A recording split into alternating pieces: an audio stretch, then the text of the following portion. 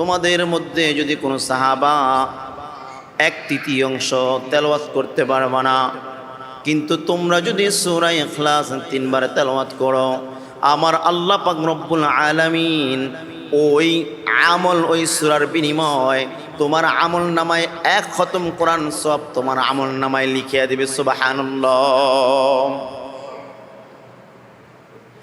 এই সূরা এমন একটা দামি সূরা, এমন কোন ব্যক্তি নাই সূরা ইখলাস কুল হুয়াল্লাহু আহাদ আল্লাহুস সামাদ লাম ইয়ালিদ ওয়া লাম ইউলাদ এই সূরাটা পড়তে পারবে না, পড়তে জানে না। এমন একটা দামি সূরা। কুবার মধ্যে, কুবাই মসজিদের মধ্যে আব্দুল্লাহ ইবনে মাসউদ ইমামতি করতেন। আব্দুল্লাহ ইবনে মাসউদের কণ্ঠ এত ভালো ছিল, এত সুন্দর ছিল, যেন কোরআন তেলাওয়াত করতেন যেন জান্নাতি সুর তার মধ্যে প্রতিহিত হইত। সুবহানাল্লাহ। আব্দুল্লাহ ইবনে মাসউদ নামাজের দ্বিতীয় রাকাতে সূরা ইখলাস প্রতিবার পাঠ করেন। সাহাবায়ে কেরামরা আরজ করল, পয়গম্বর আপনার সাহাবী আব্দুল্লাহ ইবনে মাসউদ একই সূরা বারবার তেলাওয়াত করে আমরা তার প্রতি বিরক্ত হয়ে গিয়েছি। আল্লাহর নবী পয়গম্বর আব্দুল্লাহ ইবনে মাসউদকে ডাকলেন, ও আব্দুল্লাহ ইবনে মাসউদ, তোমার মুসল্লিরা বলতেছে তুমি নাকি 1 সূরা বারবার তেলাওয়াত করো, 1 সূরা বারবার তেলাওয়াত করো, কেন সূরা ইখলাস বারবার তেলাওয়াত করো? আব্দুল্লাহ ইবনে মাসউদ ডাক দিয়া বললেন, পয়গম্বর আমি এই সূরাকে এতটা পরিমাণ ভালোবাসি, এতটা পরিমাণ মোহাব্বত করি, কারণ এই সূরার মধ্যে আমার আল্লাহর গুণগান রয়েছে। সুবহানাল্লাহ। মহান আল্লাহ তাআলার দরবারে অসংখ্য অগণিত শুকরিয়া যে মহান রব্বুল আলামিন আপনাকে আমাকে দয়া করে, মায়া করে, মোহাব্বত করে, ভালোবেসে পবিত্র জুমার দিন আল্লাহর ঘর মসজিদে বসবার মতো তৌফিক দান করেছেন। আপনার মতো আমার মতো অসংখ্য মানুষ যারা নাকি দুনিয়াবি কাজের মধ্যে নিয়োজিত আছে, কিন্তু আল্লাহ তাআলা আপনাকে আমাকে সুস্থ এবং সবল রেখে দুনিয়াবি সর্বকাজ থেকে নিজেকে ফারেক করে আল্লাহ ভালোবেসে মোহাব্বত করে আগে আগে বসবার জন্য তৌফিক দান করেছেন। এজন্য কালিমাতুশ শুকর আদায় করি, আলহামদুলিল্লাহ। আগে আগে বসবার যেই ফজিলত জুমার দিন আমরা অনেকেই জানি, কিন্তু এটা আমরা মানি না। পৃথিবীর মধ্যেই সকল শ্রেণীর মানুষ সবাই চায় কিভাবে লাভ করা যায়, কিভাবে আমার উন্নতি করা যায়। কোনো মানুষ চায় না যে আমি ক্ষতির মধ্যে চলে যাই, ক্ষতি সাধন হোক, আমার দ্বারা ক্ষতিগ্রস্ত হোক। প্রত্যেক মানুষ চায় কিভাবে লাভবান হওয়া যায়, কিভাবে কোন জিনিস থেকে উপকার পাওয়া যায়, লাভবান হতে পারি, সেই চেষ্টা নিজের মধ্যে তৈরি করে। কিন্তু জুমার দিন যদি কোনো মুসলমান মুমিন ব্যক্তি আগে আসে, তাহলে তার আমল নামায় আল্লাহ পাক রব্বুল আলামিন একটি উট কুরবানি করার সমপরিমাণ সওয়াব তার আমল নামায় আল্লাহ তাআলা লিখিয়ে দেবেন। বলেন না সুবহানাল্লাহ। তারপরে যেই ব্যক্তি আসবে, ওই ব্যক্তির আমল নামায় একটি গরু কুরবানি করার সমপরিমাণ তার সওয়াব তার আমল নামায় লিখিয়ে দিবে। তারপরে যে আসবে, একটি ছাগলের পরিমাণ সওয়াব তার আমল নামায় লিখিয়ে দেওয়া হবে। এভাবে আস্তে আস্তে ক্রমে ক্রমে যখন নিচে চলে যাবে, একটি মুরগির ডিম এর মূল্য যেই পরিমাণ, সেই পরিমাণ সওয়াব তার আমল নামায় আল্লাহ তাআলা লিখিয়ে দিবে। এখন আমাদের তো উচিত কিভাবে আগে আগে যাওয়া, জুমার দিন কিভাবে গিয়ে মসজিদমুখী হওয়া, আল্লাহ এবং আল্লাহর রাসূলের কথাগুলো শোনা, তাহলে না সেই সওয়াবের অংশীদার আমরা হতে পারবো। সওয়াব এমন একটা দামি জিনিস, যেটা আমরা দেখতেও পাই না, যেটা খাইতেও পারি না, যেটা ধরতেও পারি না। মনে করি যে এটা মূল্যহীন, কিন্তু না, এটা একটা দামি জিনিস। যেই দামি জিনিসের মূল্য আপনি এখন বুঝবেন না, যেই দামি জিনিসের মূল্য এখন আপনি দিতে পারবেন না, যেই দামি জিনিসের মূল্য আপনি এখন বুঝতেও অক্ষম, কাল কিয়ামতের দিন যখন হাসরের মাঠ কায়েম হয়ে যাবে, বাবা তার সন্তানকে চিনতে পারবে না, সন্তান তার বাবাকে চিনতে পারবে না, মা তার সন্তানকে চিনতে পারবে না, সন্তান তার মাকে চিনতে পারবে না, বন্ধু তার বন্ধুর পরিচয় দিতে পারবে না, ভাই তার ভাইয়ের পরিচয় দিতে পারবে না। সকল শুধু ইয়া নাফসি, নিজের পরিচয় নিয়ে ব্যস্ত থাকবে। হায় আমার কি উপায় হবে, আমি কি নিয়ে জান্নাতে যেতে পারবো?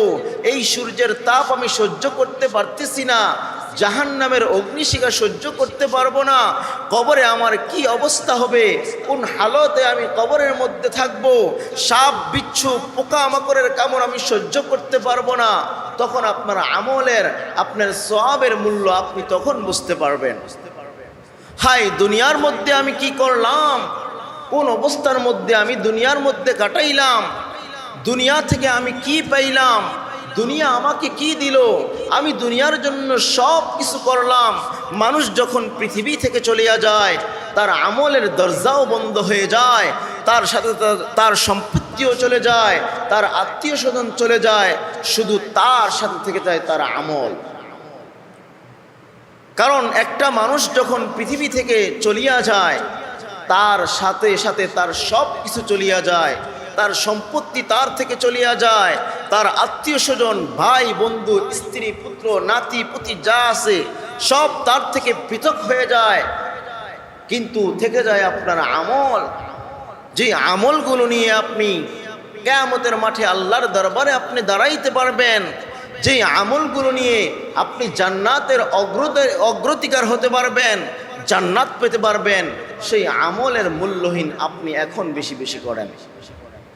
কিন্তু আমাদের তো উচিত বেশি বেশি আমল করা। এখন আমলের মূল্য আপনি বুঝতে পারবেন না, তখনই আপনার আমলের মূল্য তখনই বুঝে আসবে যখন আপনার আমল বলতে কিছুই থাকবে না।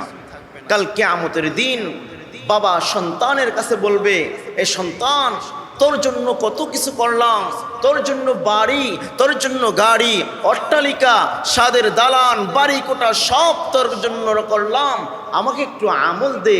সন্তান বলবে, বাবা আমি তোমাকে চিনি না, আমার আমল দ্বারা কি আমি জান্নাতে যেতে পারবো, সেই চিন্তায় আমি ব্যস্ত। তো আমাদের আমল বেশি বেশি করার দরকার। যে আয়াত সম্পর্কে আজকে আলোচনা করব, গত সপ্তাহে সূরা আসর নিয়ে আলোচনা করেছিলাম। কারণ সময় একটা দামি জিনিস, মানুষের মাঝ থেকে যখন সময় চলিয়া যায়, মানুষের মাঝ থেকে যখন সময় হারিয়ে যায়, তার জন্য আফসোস করে কোনো লাভ নাই, লাভ হবে না। কারণ আপনার মাঝ থেকে যেই সময়টা হারিয়ে গিয়েছে, আপনি একটু চিন্তা করেন, আপনি যখন সদা আপনার মার গর্ভে থেকে আপনি জন্মগ্রহণ করেছেন, তখনের দিনটা কেমন ছিল, তখনের দিনগুলো কতই না সুন্দর ছিল, কোনো চিন্তা, কোনো টেনশন, কোনো কিছুই ছিল না। আপনি কিশোর বয়সে আপনার কোনো চিন্তা চেতনা নাই, কিভাবে আপনার সংসার চালাবেন, কিভাবে আপনি পরিপাটি হবেন, কিভাবে আপনি উন্নতি হবেন, সেই চিন্তা আপনার মধ্যে ছিল না। দিন যতই চলছে, দিন যতই বাড়ছে, বয়স যতই দিন দিন বেড়ে চলছে, শুধু অসুস্থ টেনশন, পরিবারের টেনশন, বাড়ির টেনশন, গাড়ির টেনশন, কিভাবে উন্নতি করা যায়, কিভাবে 10 তলা বিল্ডিং করা যায়, কিভাবে উপর ওঠা যায়, শুধু টেনশন আর টেনশন। তো সময় যখন ফুরিয়ে যাবে, তখন আফসোস করে লাভ হবে না। তো এই সপ্তাহে আলোচনা করব সূরা ইখলাস, সূরাতুল ইখলাস নিয়ে। এই সূরা ইখলাস কেমন একটা দামি সূরা, একটা মূল্যবান সূরা। সাহাবারা এই সূরা বেশি বেশি পাঠ করতেন, তার মর্যাদা দিতেন, এত পরিমাণ পাঠ করতেন, তাদের কাছে এই সূরাটাই প্রিয় ছিল। এই সূরাটাই তাদের কাছে দামি ছিল। আল্লাহ পাক রব্বুল আলামিন বলেন, কুল হুয়াল্লাহু আহাদ আল্লাহুস সামাদ লাম ইয়ালিদ ওয়া লাম ইউলাদ ওয়া লাম ইয়াকুল লাহু কুফুয়ান আহাদ। কারণ আল্লাহ তাআলা এই সূরা অবতীর্ণ করলেন এবং পৃথিবীর মানুষদেরকে জানাইলেন, আমি আল্লাহ এক, আমি আল্লাহ এক, আমার কোনো সন্তান কোনো সন্ততি নাই, আমি আল্লাহর কারো মুখাপেক্ষী নই, আমি আল্লাহর কারো কাছ থেকে তৈরি হই নাই, আমি আল্লাহ এক, আমি আল্লাহ কারো থেকে জন্মও নেই নাই। তো এই আয়াতের প্রেক্ষাপট আল্লাহ তাআলা এই সূরাটা নাজিল করেছেন। কাফেররা মুশরিকরা যখন রাসূলুল্লাহ সাল্লাল্লাহু আলাইহি ওয়াসাল্লামের কাছে আসলেন, আয়েশা বলতেছে, ও আব্দুল্লাহর পুত্র মুহাম্মদ, বলো তো দেখি, আমরা যেই খোদাকে মানি সেই খোদা তো মাটি দ্বারা তৈরি, তার একটা আকার আকৃতি আছে, তার একটা গঠন আছে, তার একটা স্রোত আছে, তাকে দেখা যায়, তাকে ধরা যায়। তোমার খোদাকে তো ধরা যায় না। মহানবী সাল্লাল্লাহু আলাইহি ওয়াসাল্লাম বললেন, আমি যে আল্লাহর কথা বলতেছি সেই আল্লাহ হলেন এক, তিনি এক, অদ্বিতীয় কোনো খোদা নাই, তার কোনো সমকক্ষ নাই, তিনি কারো কাছ থেকে জন্মও নেয় নাই, কাউকে জন্ম তিনি দেন নাই। কুন ফায়াকুন যখন তিনি বলেন তখন সব কিছু সৃষ্টি হয়ে যায়। আল্লাহ পাক রব্বুল আলামিন নূরের দ্বারাও তিনি তৈরি হন নাই।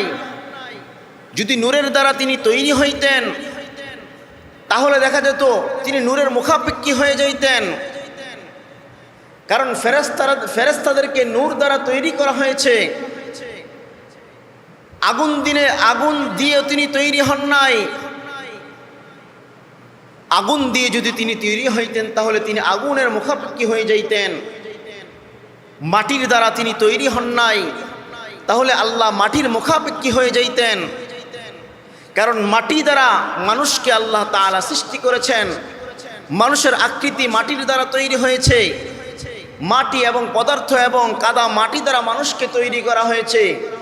জিন জাতিকে আগুন দ্বারা তৈরি করা হয়েছে। ফেরেশতাদেরকে নূরের দ্বারা তৈরি করা হয়েছে। তার জন্য তারা জলমল করতেছে। কিন্তু আল্লাহ পাক রব্বুল আলামিন কার কাছ থেকে তৈরি হন নাই। এই জন্য নবী করিম সাল্লাল্লাহু আলাইহি ওয়াসাল্লাম বলেন যে আল্লাহ কারো থেকে জন্ম নেন নাই, তিনি কারো মুখাপেক্ষীও নন। তো আল্লাহ পাক রব্বুল আলামিন রাসূলুল্লাহ সাল্লাল্লাহু আলাইহি ওয়াসাল্লামকে বললেন, ও পয়গম্বর, তাদেরকে আপনি জানিয়ে দেন, কুল হুয়াল্লাহু আহাদ, আমি আল্লাহ তাআলা এক, আল্লাহুস সামাদ, লাম ইয়ালিদ ওয়া লাম ইউলাদ ওয়া লাম ইয়াকুল লাহু কুফুয়ান আহাদ। আমি আল্লাহ তাআলা এক। তো রাসূলুল্লাহ সাল্লাল্লাহু আলাইহি ওয়াসাল্লামের দরবারে একজন লোক আসলেন। আয়েশা বলতে লাগলেন, ইয়া রাসূলুল্লাহ, ইয়া হাবিবাল্লাহ। ইহুদি লোকটা আয়েশা বললেন, একটি মূর্তি নিয়ে যখন রাসূলুল্লাহ সাল্লাল্লাহু আলাইহি ওয়াসাল্লামের কাছে আসলেন, আয়েশা বলতেছেন, তুমি এই মূর্তিটাকে কেন নিয়ে আসছো? এবং তার এক হাত নাই, একটি হাত দেখা যাচ্ছে না, তার হাতটা কোথায়? এবার ইহুদি বলতে লাগলেন, কি বলতে লাগলেন? যে এর হাত না, একটা রহস্য আছে। এই রহস্যটা হলো, আমি পথের মধ্যে যখন কোনো এক জায়গার মধ্যে অতিক্রম করতেছিলাম। অতিক্রম করার সময় আমি যখন আমার হাজত সারার জন্য, প্রস্রাব করার জন্য আমি গেছিলাম, তখন এই মূর্তিটাকে আমি একটা গাছের সাথে হেলান দিয়ে রাখছিলাম।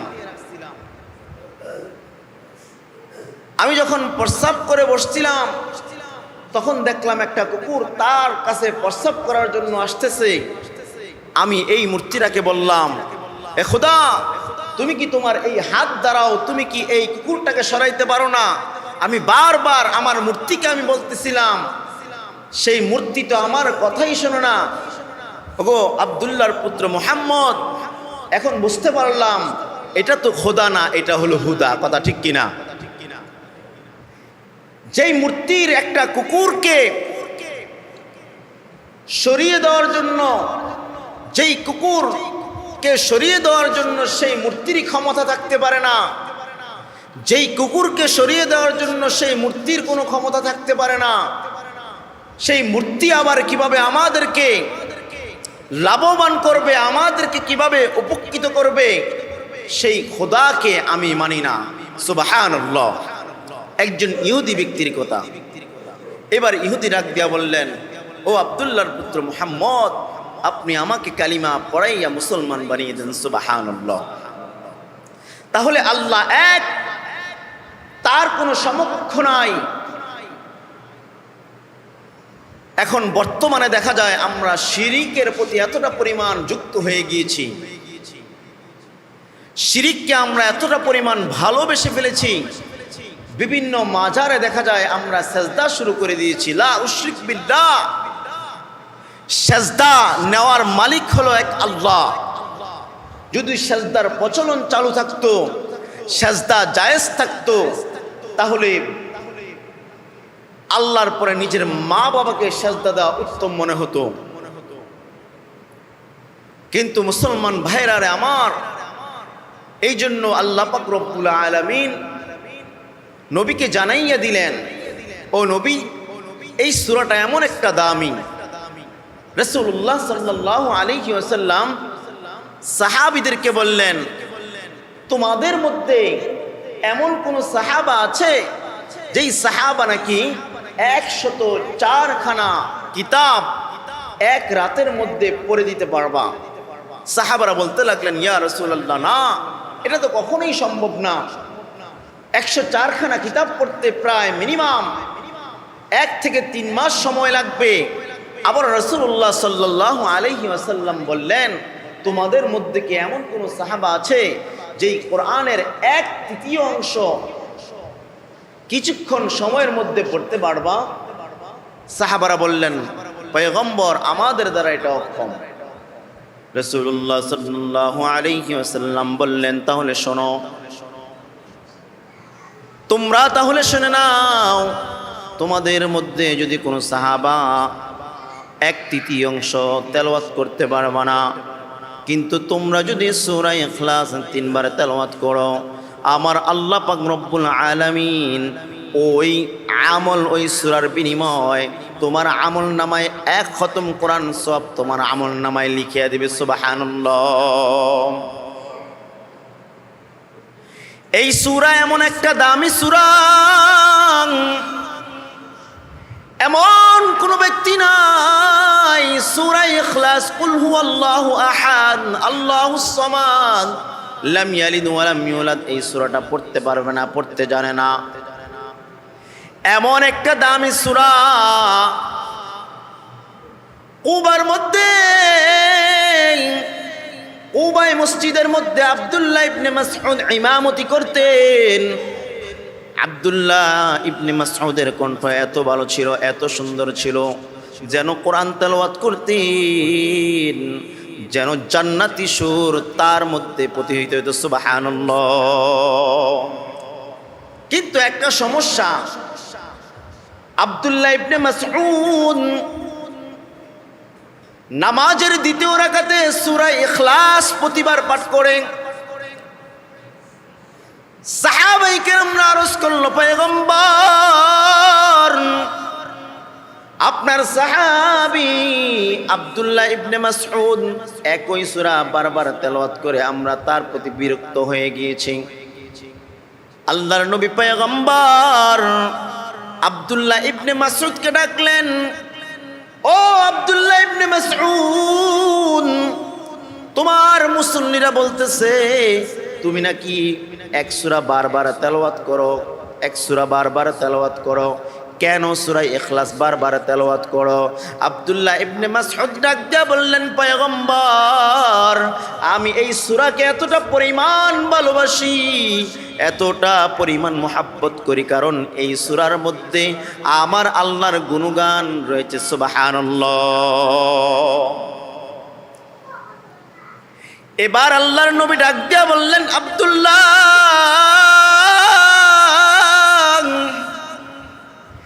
এই সূরা তুমি এতটা পরিমাণ ভালোবাসো, আমার আল্লাহ পাক রব্বুল আলামিন তোমাকেও ভালোবাসে এবং তোমার নামটা আমার আল্লাহ তাআলা জান্নাতীদের মধ্যে লিখিয়ে দিয়েছে। সুবহানাল্লাহ। এই সূরা এমন একটা দামি সূরা,